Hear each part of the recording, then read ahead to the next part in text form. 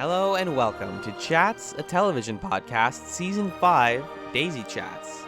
My name is Allen, and I'm joined by Lil Gumshoe's trusty sidekick, Big Jerky Pants. It's Magellan. Hey, what's up? Just gotta Not much, man.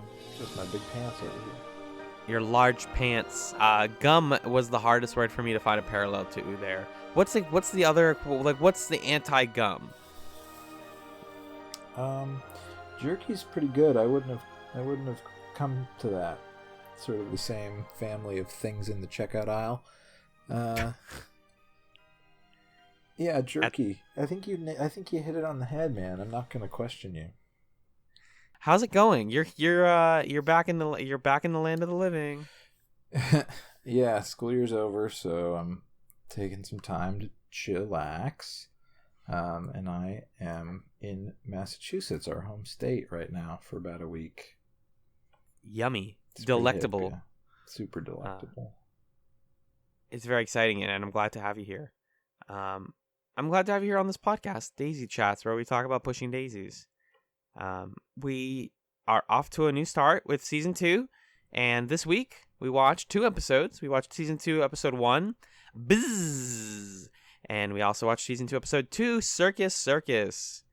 First, we're going to be discussing Episode 1, which was written by Brian Fuller, directed by Adam Kane, and it aired October 1st, 2008. Magellan, what happened in this episode? The facts were these. Ned helps Chuck resurrect a bunch of bees. Emerson misses his daughter. Chuck decides to move out of Ned's apartment to live on her own next door. Olive hates hiding so many things from her friends, so Lily sends her to a nunnery where she learns that Chuck's dad was Vivian's fiancé. Meanwhile, in our A-plot of the week, Kentucky Fitz was the #1 bee girl at Betty's Bees before being stung to death. Woolsey Nichols, a rival of Betty's, bought out her company and fell in love with Kentucky.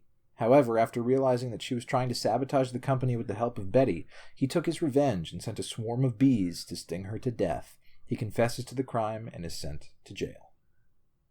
Whew! This is an interesting episode to start off on, and it's a good A-plot to kick off the season with, because it's pushing daisies entirely on its shit. Like, visually, they are in a bee company factory, like basically a Burt's Bees substitute. That means that there's plenty of outfits. There's tons of wordplay with bees and being and to be or not to be and all of these corny jokes. And I think the Olive and the Chuck and Ned stuff is a really interesting place for them to take this season. What did you think of the whole situation? With Chuck and Ned? Well, yeah, with Chuck and Ned and with also Olive. I think we can kind of take them piece by piece here. Let's start with Olive. I think we've, in the first season, we talked about how it seems like Olive is kind of the main driver of B plots, really, throughout the show. In this case, this week, the A plot was a B plot. You did it. And the show's kind of leaning into that and being even more obvious about it. Like, not only are we sequestering Olive in this plot with these side characters, we're literally sequestering her with a bunch of nuns, which feels self-aware a little bit. And I appreciate that. I like the way that the nunnery looks. I like the fact that they wear like bright teal robes instead of black robes. I like the way that it's playing with Olive's character and actually moving her towards trying to get over things. This feels like forward momentum for her that's different than just her standing around and pining for Ned and talking to the ants and all that. So I like where Olive is going at this point in time. I don't know how long they can sustain this weird nunnery plot thing, but I'm into it for now.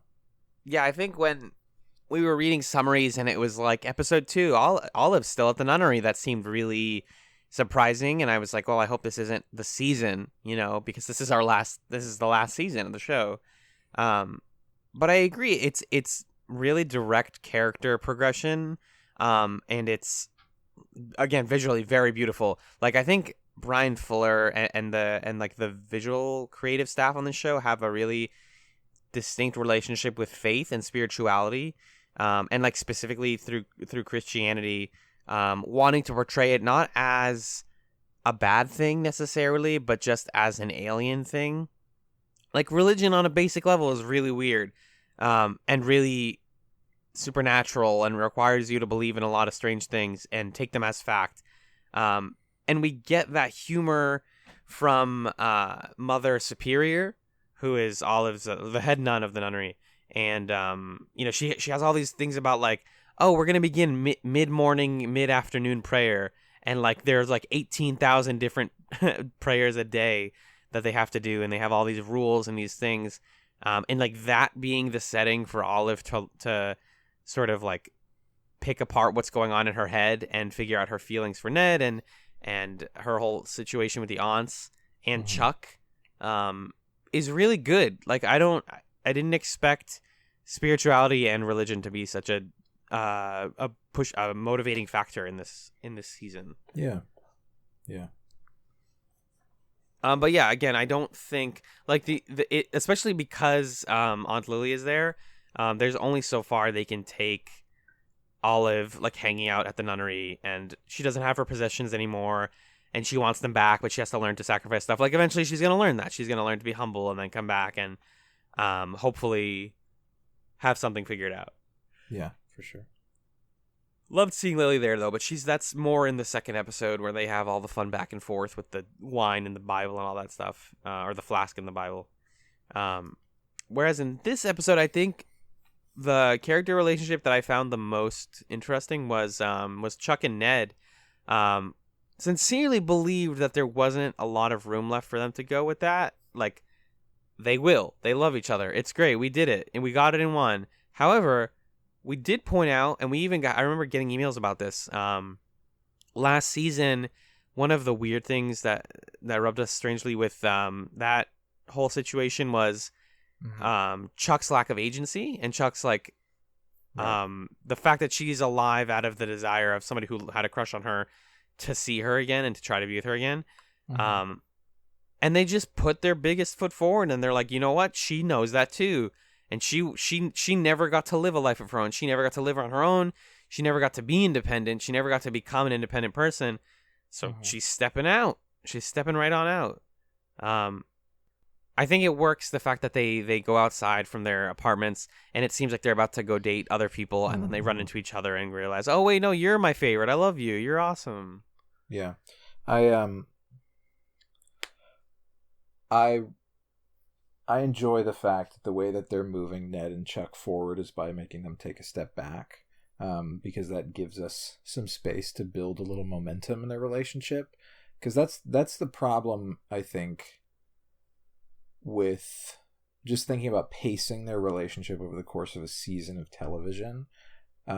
As much as we're annoyed by will they, won't they stories, at the same time, if you just start it like they're together, then what can you build to? Whereas here, they're taking a step back from it, and they're letting Chuck explore what she needs to explore and resolve, so that she can come to their relationship with a newfound sense of self and a newfound sense of what she wants that goes beyond like gratitude for being brought back to life, right, and nostalgia for when they were kids, which are two nice things, but they're not good reasons to be in love with someone forever. So I think it's smart that the show is maneuvering and giving Chuck the space to more fully develop.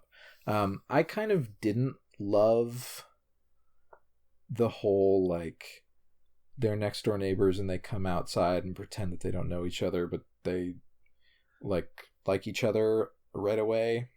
It was cute. It's super cheesy.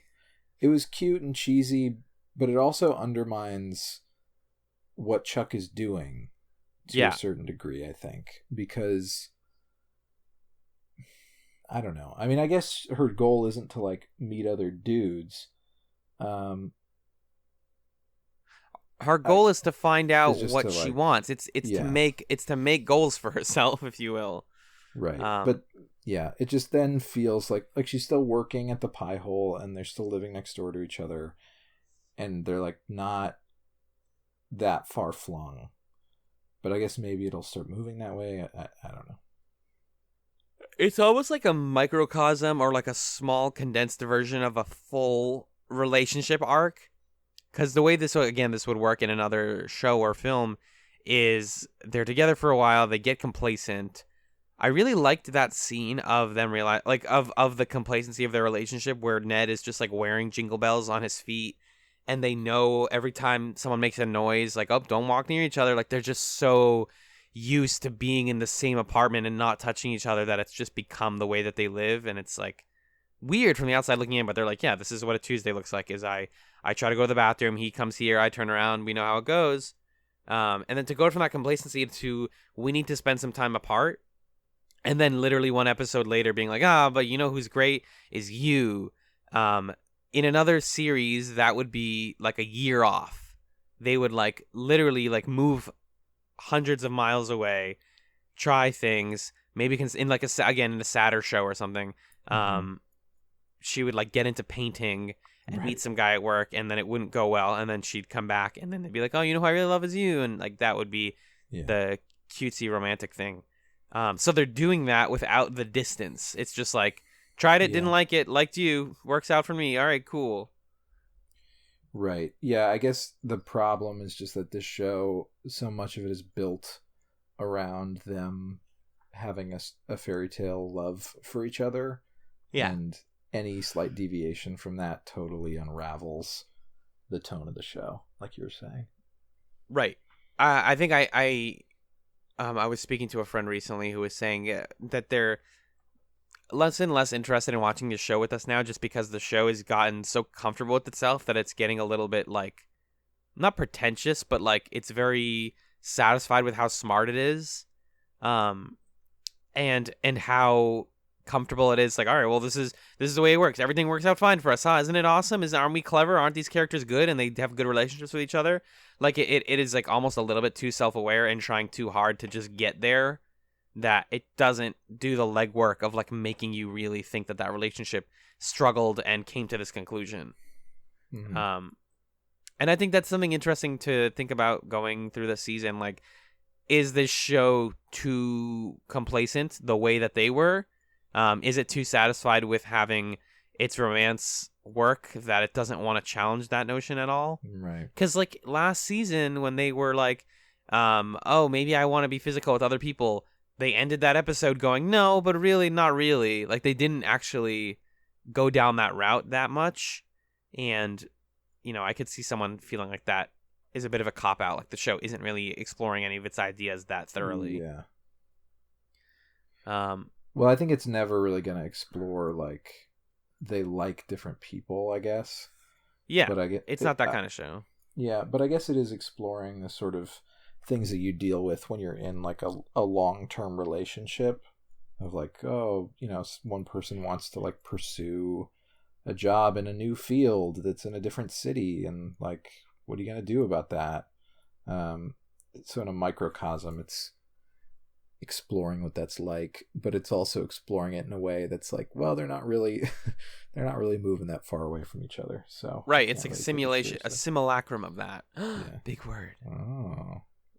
There are, though, thematic ideas in this premiere that I think are really mature and well handled and fleshed out. So it's weird that the romance plot, the core relationship of the whole show, feels kind of weak because there is so much other strong stuff. I really liked Emerson in this pair of episodes. Emerson, following up on his finale, new obsession with pop-up books, has created his own pop-up book series called Lil Gumshoe, which is about a little girl who solves crimes, and she's basically like a Black Harriet the Spy, just like solving crimes, and it's really cute. And the narrator makes it very clear that he is clearly projecting, like, Lil Gumshoe is trying to find her dad. Right. And he is, like, the narrator literally says, like, his hope is that if this book gets out there and gets popular, that it's going to inspire his daughter to try and find him because he has run out of leads and he desperately wants to see her again. Mm-hmm. So you have that aspect of, like, Emerson is taking his hobbies and making something productive out of them, and then also, like, he's talking and thinking about what being a parent is. Yeah. And I didn't know that was what I wanted out of Emerson, but that's sort of the angle they're taking, and I'm into it. I'm definitely into it too. Yeah, it fleshes out his character, right? Because we knew that there was something under the gruffness that was tender and sweet, but now we know specifically what that is. And it also gives us a plot that we're building, and we're building his character gradually, but then we get to see this pay off in an episode. So now we have more things to look forward to than just like, oh, Ned and Chuck will get to touch each other. We have that, and now we have, oh, Chuck's going to find out that Lily's her mom, and we have Emerson's going to find his daughter. Like, we're gearing up to have a pretty big back half of the season. Yeah, this season seems to be about people realizing, oh shit, I have a problem that needs to be fixed, or I need to learn something now, and making the steps to do that. Like Chuck looking for independence, and Olive looking for peace of mind, and Emerson looking for his daughter, and Aunt Lily looking for closure. Like, people are looking for things and making the steps to find them, and I think that's what you want. That's what you want out of any dramatic TV show, is mm-hmm. to see people work hard and change as a result. I felt sort of mixed on the whole Bees plot line.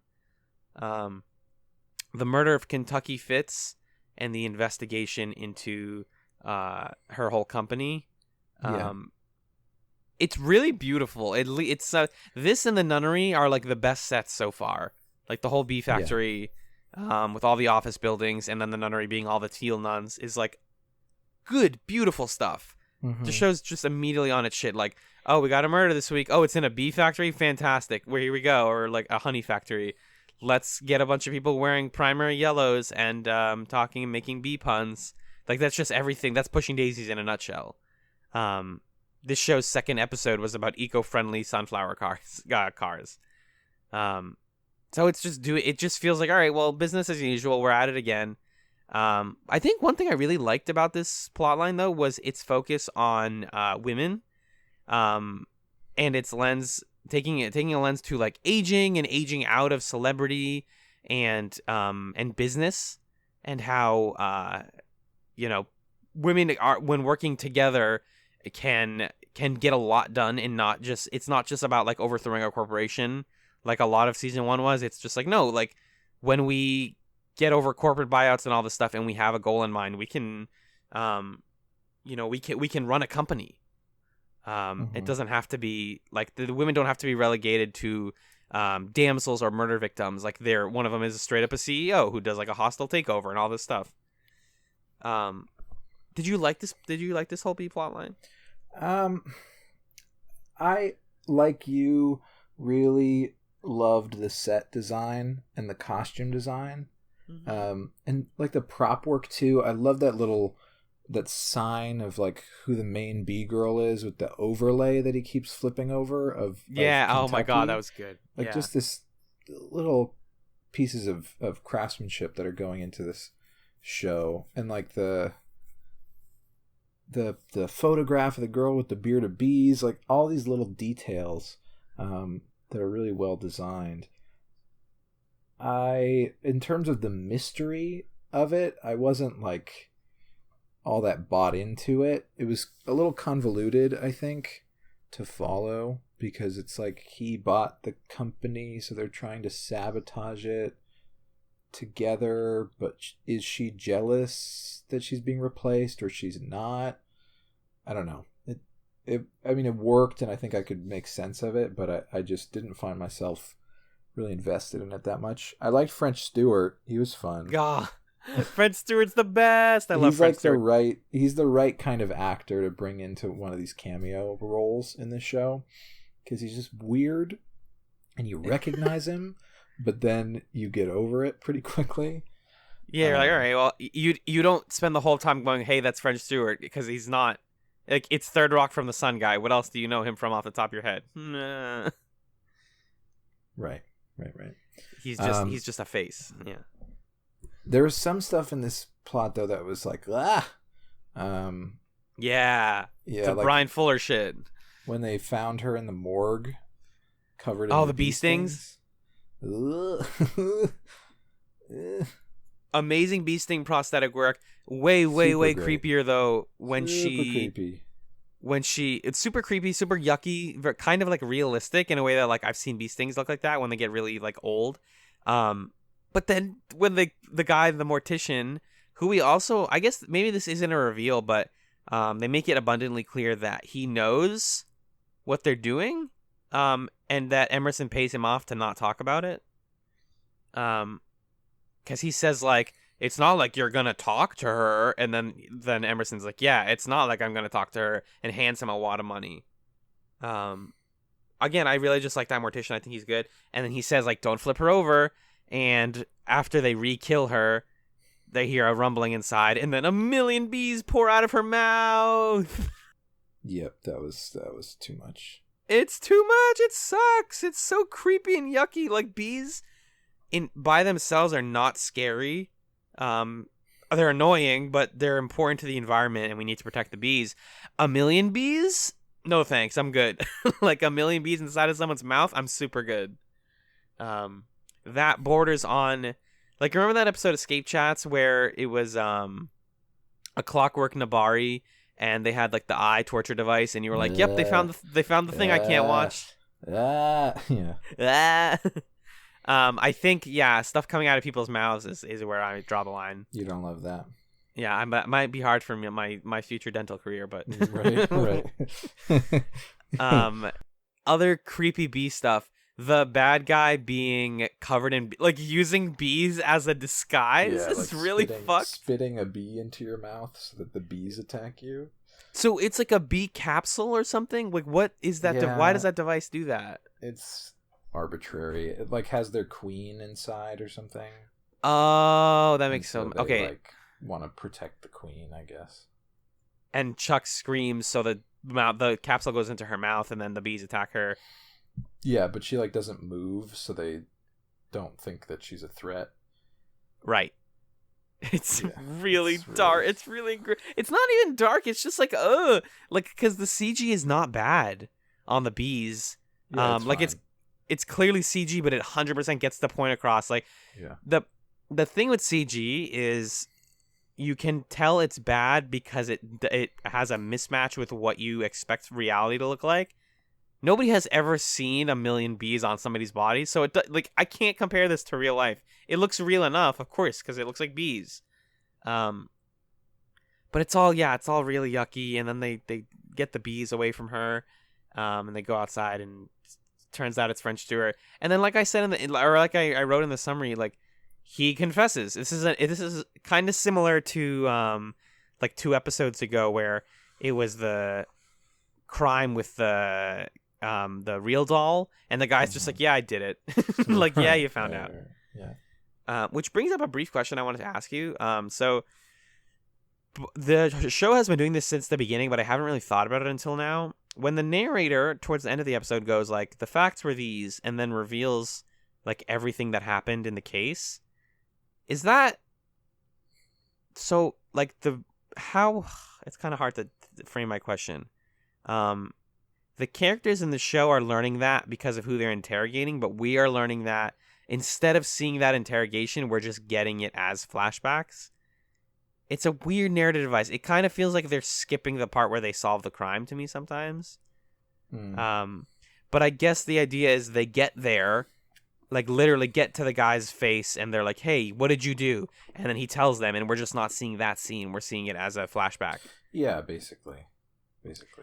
But for me in this moment, I was like, wait, I feel like we're not getting, there's something, maybe there's like some payoff of having the guy say it that would have been, that's what I'm looking for, but it's not a big deal. It's just like something I was thinking about.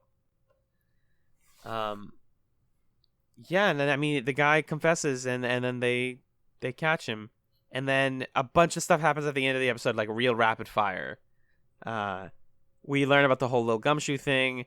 Um, Olive at the nunnery has a friend who she calls Pigby, which is super cute. I love baby pigs a lot. I think he's cute as hell.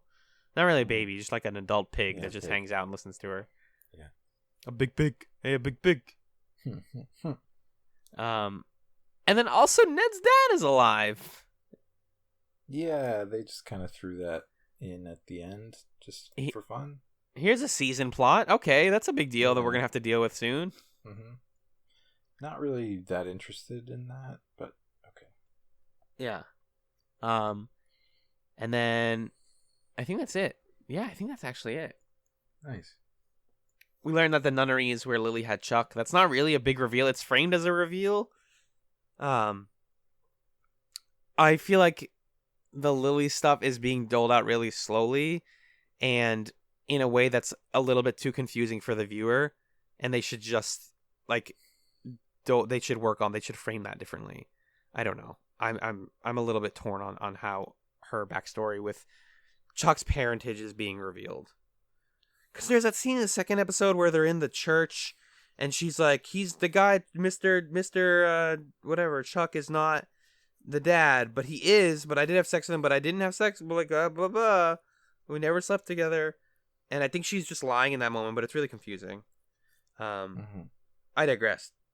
Mr. Magellan, did you have any stray notes about Buzz? I just like Aunt Lily's teal eye patch. Yeah. And I like the scene where Olive's stuff gets given away to the poor people. It was a little questionable, but I thought it was funny. Yeah, I mean, it's like, hey, Olive sucks. Has a lot of stuff about her that sucks. She's very possessive and a bit snobby. And it's like, she says, like, I'm going to file a police report against these poor people. Actually, that's probably bad. That's probably not going to go well for them. I shouldn't do that. It's just going to be about her, like, it's that classic plot where she's like, no, this is stupid. I don't want to learn to give up worldly possessions. And then she totally is going to be good. She's going to get good at that. It's going to work. I believe in Olive. Also, the Sound of Music shot was kind of weird. That was their cut to the nunnery. Was Olive in a green field being like, la la la, and then the nuns are like, shh, and she realizes that she's been shushed for the first time in her life. And then when she has the outburst at the pie hole, and she's like, I've got a shotgun of truth, and I got bullets pointed in every direction, and blah, blah, blah. Fantastic work from Kristen Chenoweth. Just commands that. That's like 7 people in that. Every member of the cast is in that scene, and she commands all the attention. It's very good. Yeah, she's awesome. And then, I wrote a lot about French Stewart, because I freaking love his very distinct face, his weird smile. He's just a cool guy. That, Mr. Friendo, is what I have for this episode. Sorry, I'm a little hic burpy right now. That's no good. Okay. It's all right, man. It's okay. Yeah, you're good. No, it's all right. Let me real quickly see if we have any trivia for the episode.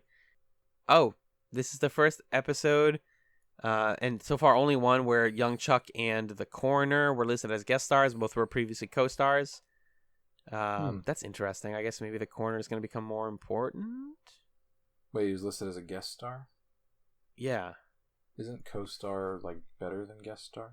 Previously listed as co-stars. Oh, after this episode, Richardson was back to being listed as a co-star. Oh, so that's just a one-off thing for him. Oh, that's weird.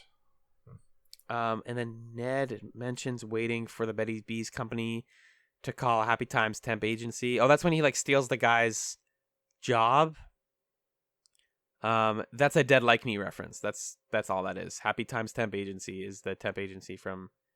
I believe that's also yeah, that's another Brian Fuller show.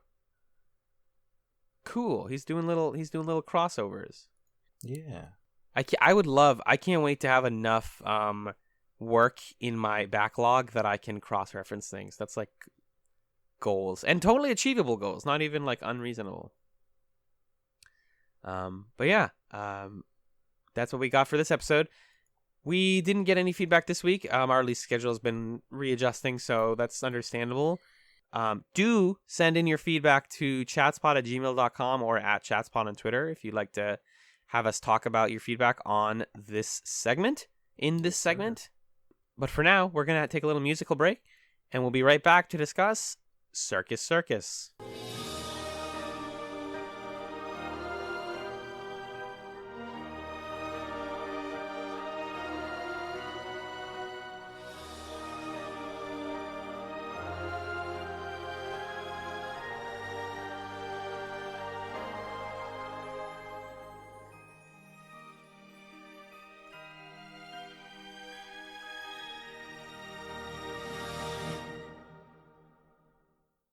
Welcome back to DaisyChatz.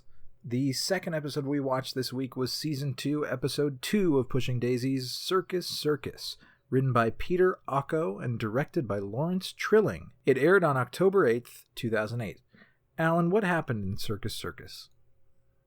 Well, Magellan, the facts were these. Business is going great for Emerson when he is approached by George Ann Heaps, who wants to hire him to find her missing daughter, Nikki. Chuck learns from Nikki's friend Randy Jean that Nikki ran off to be famous and left with her boyfriend Rocky. They find Rocky, a mime, dead in his van.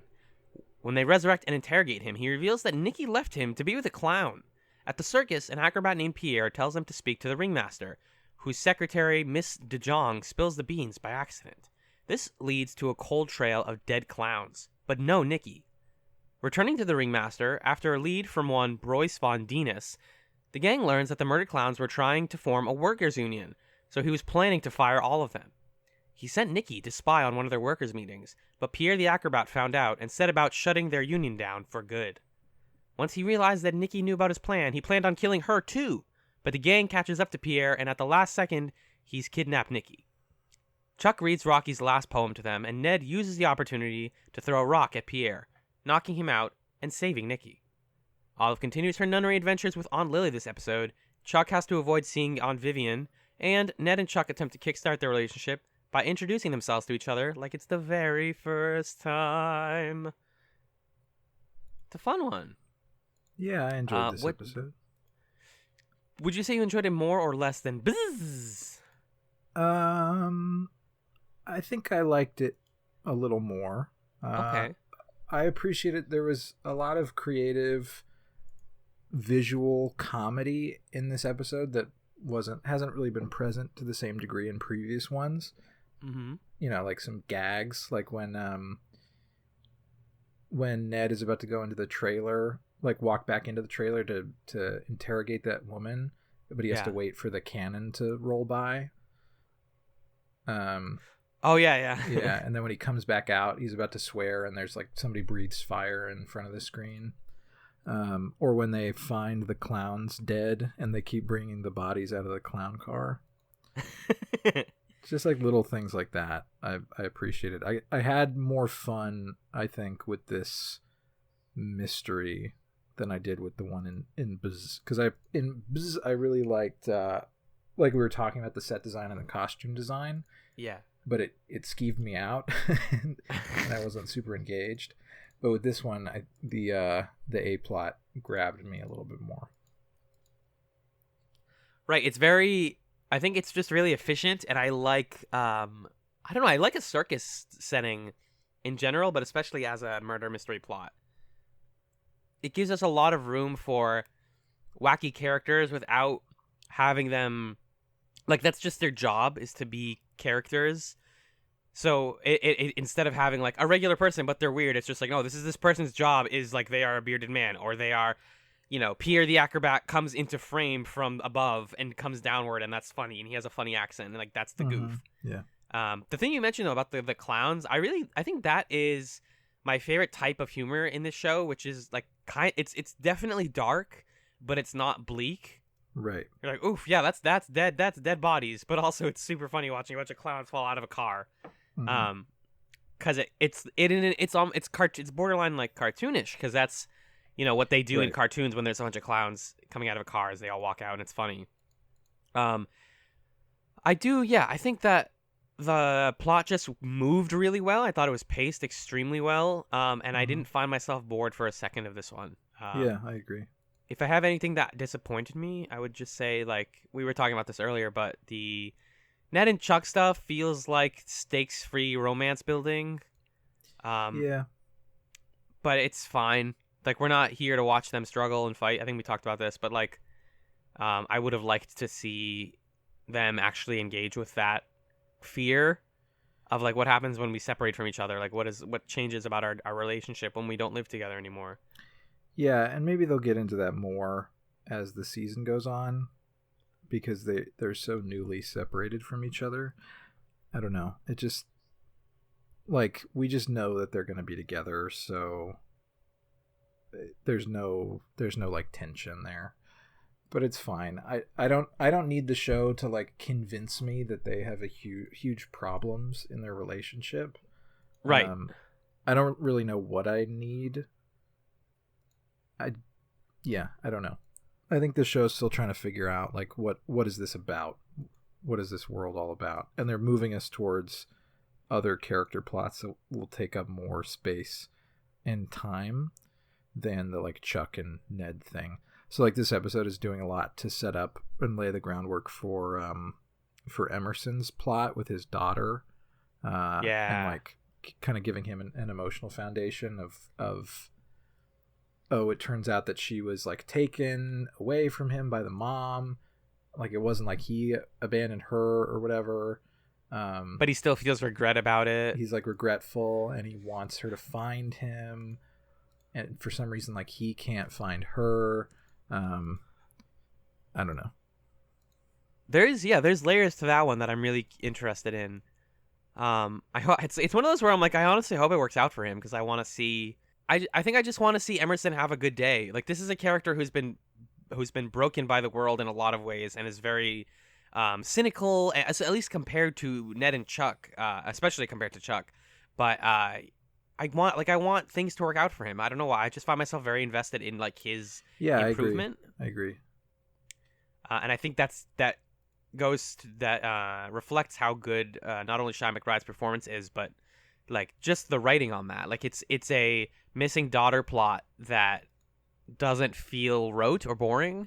Yeah. Because like this show definitely intentionally borrows a lot of ideas and plot points and concepts from, you know, other television of this genre and noir fiction and detective fiction and all of that stuff. So, but it manages to do all that and still be really light. And so when I see a character like Emerson, who would fit super well in like a crunchy noir story from like the 50s if he was white, but I just want to, I don't know, I find him, his whole quest for his daughter to be really engaging so far.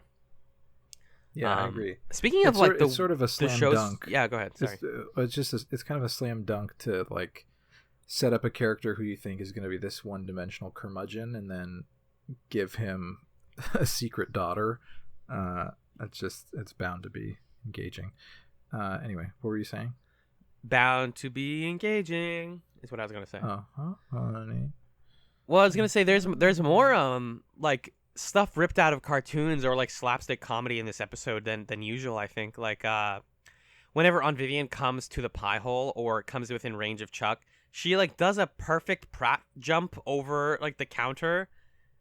They had to use a stunt double for that. There's no way that the actress just did that, because that's like a very unsafe stunt to do a lot. Sure. But it's very funny to me. And God, there was I have like a bunch of examples. Like the acrobat coming from above screen and like smoking a cigarette upside down. Even just like when they're in the church and it's Olive and Aunt Lily. Aunt Lily has a flask in her Bible, which like isn't a thing you see in real life, but is a thing I've seen in cartoons. Right. So it's just like, this is so. The show is like leaning into its cartooniness more and more, and I really like that. Yeah, that was fun about this episode. On the topic of the nunnery stuff, you want to talk about that? Definitely.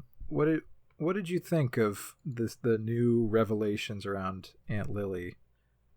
How the husband, how it was Vivian's fiance, is that right? Not I mean, husband, I was gonna ask to confirm, because I feel I got it mixed up between this episode and the last one. I'm like, which thing happened in which one? But I think we didn't discuss it if it happened in the last one. But right. the revelation essentially being that Chuck's father was Aunt Vivian's fiance, Right. And Aunt Not Lily, only that, Aunt Lily is... Yeah, go ahead. Sorry. Aunt Lily, yeah, no, you're good. Aunt Lily is Chuck's mom, and the dad was Vivian's fiance. So there's some intrigue there. What do you think of that development? I mean, I think what works best about it is that Aunt Lily is like not addressing it yet, even though she's being asked specifically about it. They have that scene that I referenced last segment about when they're in the church, and Olive is like, "Hey, here's what I think happened," and like didn't wait, and like picks up on the lie in Aunt Lily's story and goes like, "Wait a minute, are you? So how did like you had a child with a man who was engaged to your sister?" And she like dodges the question and doesn't answer it and like makes a joke about it. Mm-hmm. And I mean, that's very believable. Like being interrogated about something fundamental about your past, because she's sober at this point. The only reason she told Olive the first time was because she was like overdosed on the mood stabilizers. Yeah. So I think like in her default state, Aunt Lily is that type of person who deflects a lot. Yes. And what works about that is like I don't want all of that to be revealed right now. I think that's something that works better as a drip feed of information, as opposed to like a dump. I think we have the information. I don't think there's any more information. You don't think there's anything left? Yeah. I don't think so. I think it's just a matter of waiting for Chuck to find out and for Vivian to find out. Right. And what are they going to do about that? Like, what's the consequence of that? Right. When it was revealed that it was Vivian's fiance, I sort of had two reactions to that. On the one hand, it made sense to me because when we found out that Lily was Chuck's mom, I didn't really understand why Vivian wouldn't know that. You know? Right. Yeah. They're like sisters. why would Lily have kept that a secret? But now, knowing that it was Vivian's fiance, now my question is, why did it fall to them to take care of Chuck? Like, why does that make sense? If Vivian's assumption was just like, this is just a daughter that he had with some person that he cheated on me with, why after all those years of Chuck being alive would they be the ones who were expected to take care of her? That's a good question, actually. It doesn't really make sense. I think that is the kind of thing that they can answer in future episodes, though. Yeah. Because what needs to happen is Vivian needs to find out. Right. For us to get to the conclusion. To get the full answer. Yes, exactly. Sure. So I kind of hope that happens, just because I want to know more about that. Like I want to just like make sense of that and put it to bed in like a comfortable way. Yeah. But I don't know. I think this show is about, in a lot of ways, it's not only we talk a lot in the first season about how, you know, it's about love and relationships, and it is constantly stretching the definition of relationships and of love. You know, we had some problems with the limited scope of romantic love in the first season, but familial love and like faith and love of feeling like part of community, and love as a parent and love as an aunt and love as a guardian. All of that stuff is getting addressed in this season already, even just in this episode and in the stuff we're talking about. And I am really happy that we are expanding our definitions again even further of love and these types of relationships. Yeah, sure. I agree. Because you can only do so much with a show about like romantic and sexual love. You know, there are like shows about couples and shows about dating and stuff like that, but at some point they often have to get into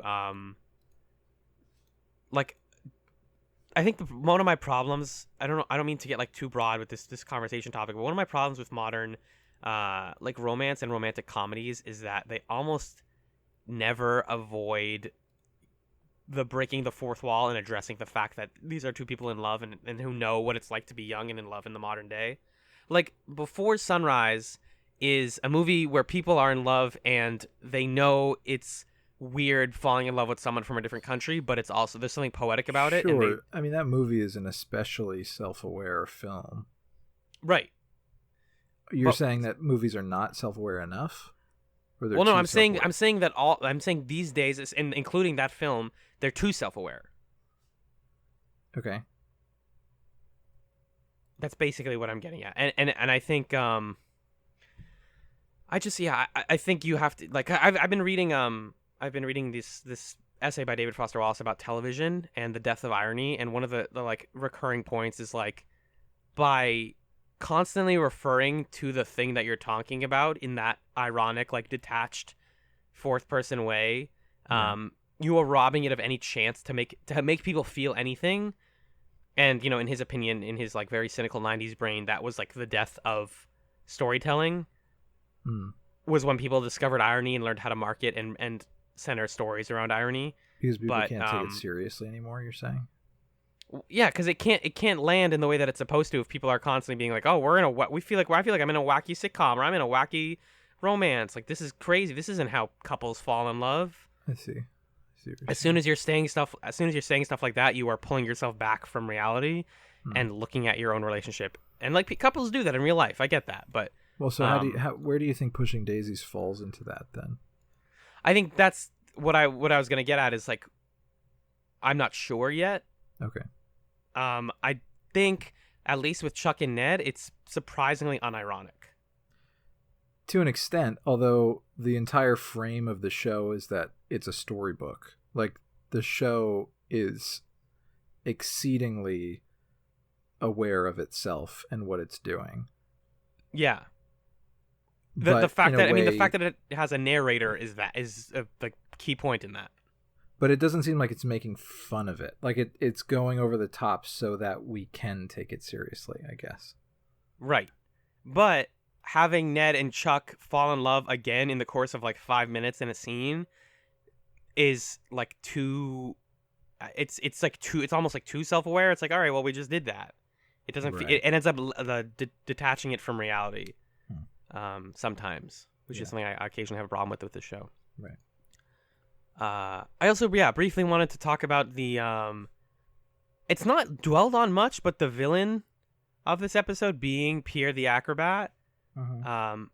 Because, well, also being the ringleader, the ringmaster guy, because they're anti-union. Like, the ringmaster guy is like understandably anti-union, I guess, because his workers are going to ask for more pay from him. Because he's the boss, yeah. Because he's the boss, and it makes sense for the boss to be the bad guy. But Pierre is just like the European dude who also works here.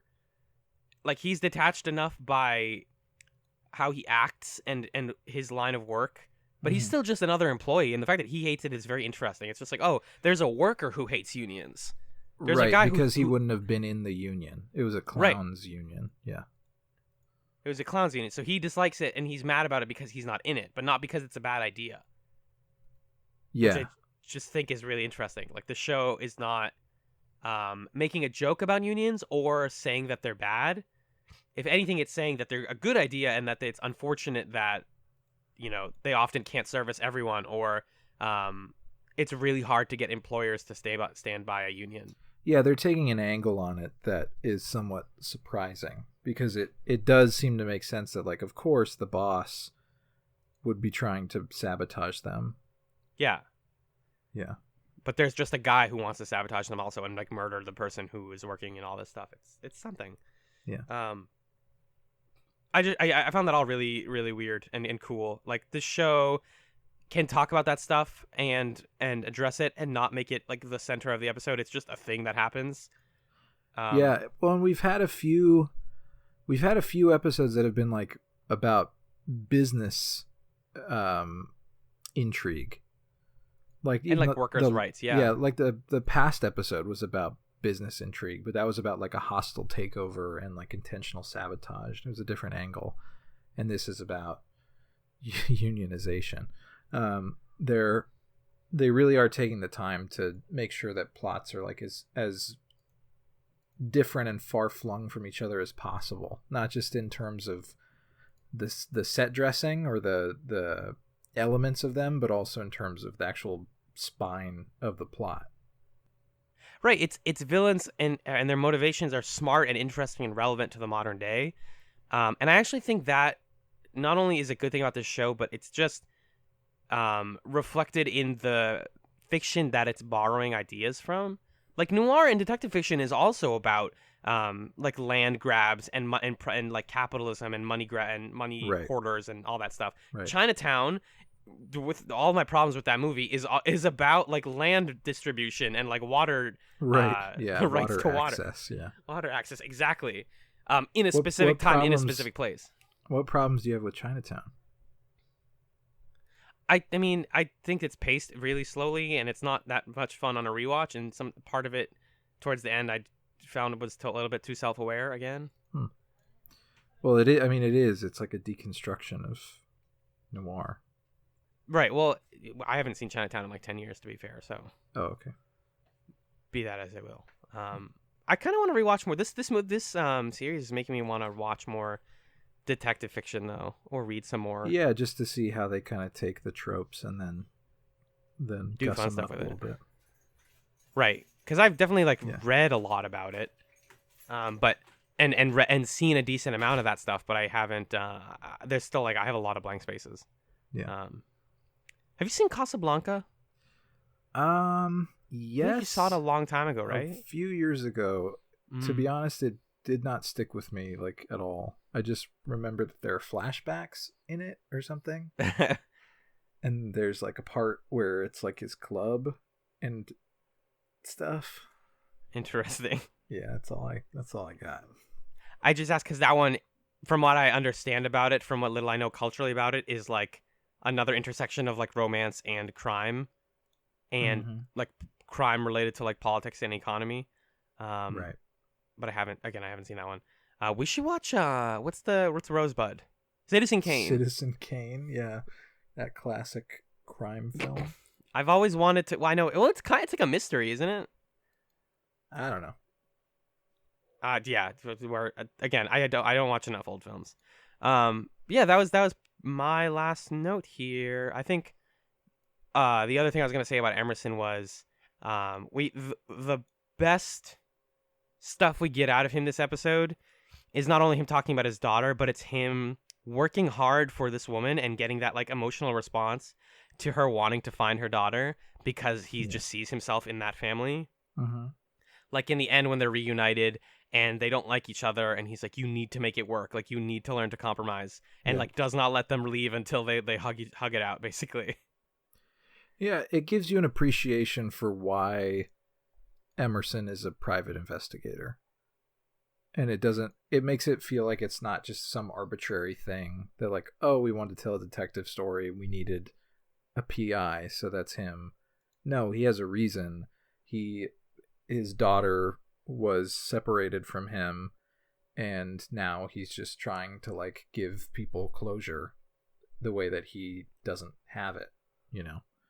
Right. That's all like, he wants out of his daughter situation is closure. Yeah, I really appreciate that this show puts so much time and effort into making sure that we understand why people are the way that they are, or why they are the people they are. Like Ned, and I think this episode even started with a sort of reminder that Ned is a pie maker because his mom made pies.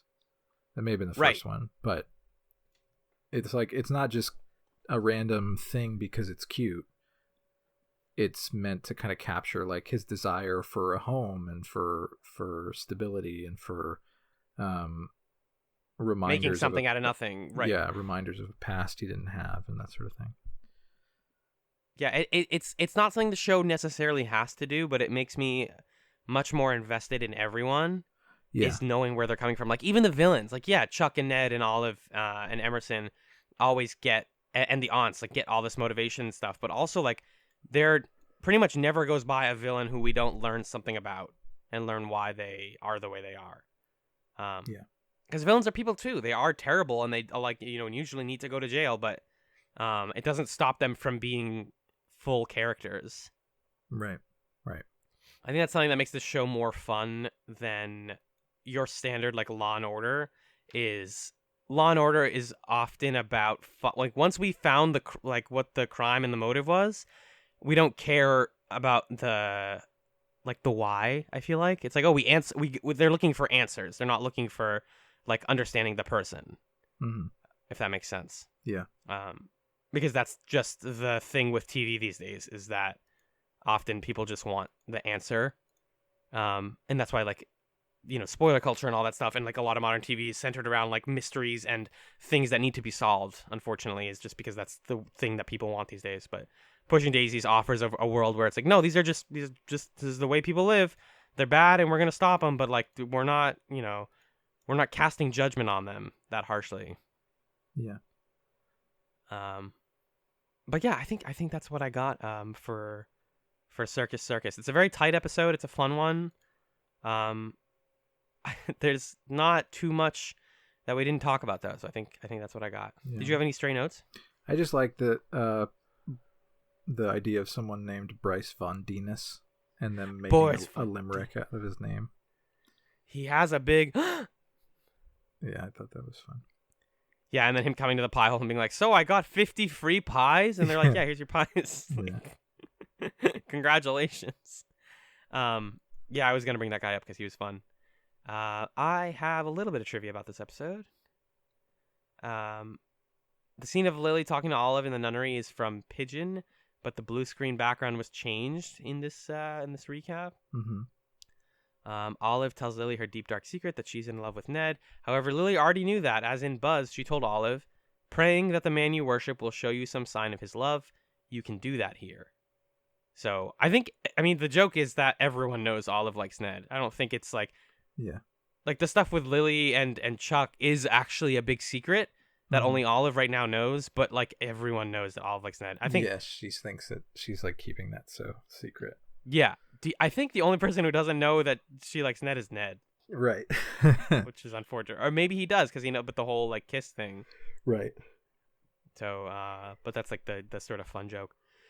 What else is in here? This recap uses a different take of Olive saying, "I'm quitting you." That's interesting. And in the credits, the character of Rocky Baselli is incorrectly listed as Rocky Milano. Production notes. I love it. My guys. Yeah. That is going to do it for our discussion of these 2 episodes of Pushing Daisies. John, what are we going to be watching next week on DaisyChatz? Next week, as always, we are watching 2 episodes of Pushing Daisies. The first is Season 2, Episode 3, Bad Habits. Olive calls on the pie maker and Emerson to solve a suspicious suicide of a fellow nun that she believes was murdered. Meanwhile, Chuck tries to fill in her family tree and considers what to do in the present with her new lease on life. The second episode is Season 2, Episode 4, Frescorts. I think that's how you say it. When the most popular escort at a rent-a-friend agency turns up dead, the team investigates who killed him, including likely suspect Randy Mann, played by David Arquette, the guy's antisocial taxidermy-loving roommate. Meanwhile, Emerson's famed private investigator mom, Callista Codd, played by Deborah Mooney, pays an unexpected visit and does a little snooping of her own. Oh, sorry, I read about this. I just did a little bit of reading. Do you want me to tell you the thing about Callista Codd? What do you mean, the thing? She's white, so we learned that Emerson is mixed race. Oh, cool. Neat. Yeah, man, that does sound really fun. They sound like they're getting more into the like mystery, big picture stuff, which is exciting. Yeah. Let's take it to the plug zone, Magellan. Let's do it. You can, of course, follow Chats on Twitter by following it at ChatsPod. That is ChatZPod. You can also email us at chatspod@gmail.com if you want to send us feedback and comments, which we'll read on the show. And if you like our show and you want to support us and you want to help us keep doing chats, please consider visiting us at patreon.com/chatspod and becoming a patron for our podcast. If you back us over there at $2 or more, you're going to be receiving regular episodes of a special new show that we're doing called Commentary Chats. Yes.